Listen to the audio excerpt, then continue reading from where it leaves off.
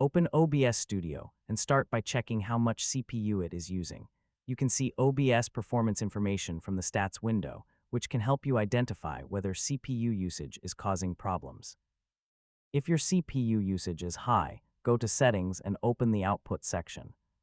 If your graphics card supports hardware encoding, select an encoder such as NVIDIA NVENC or a supported AMD hardware encoder, instead of relying completely on the CPU.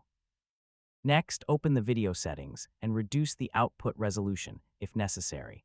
Lowering the resolution can significantly reduce the amount of processing OBS needs to perform.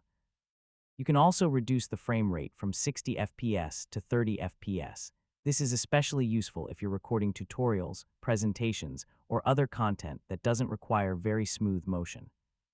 Now check your OBS scenes. Remove sources you don't need, especially animated browser sources, high-resolution videos, filters, and unnecessary effects.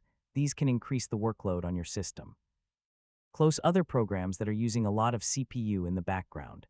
Web browsers, games, editing software, and other applications can compete with OBS for system resources. If you're using a webcam, try lowering its resolution or frame rate if you don't need maximum quality. Finally, make a short recording and check the OBS stats window again. If CPU usage has decreased and your recording remains smooth, your new settings are working properly. By reducing unnecessary processing and using hardware encoding when available, you can keep OBS Studio running smoothly while using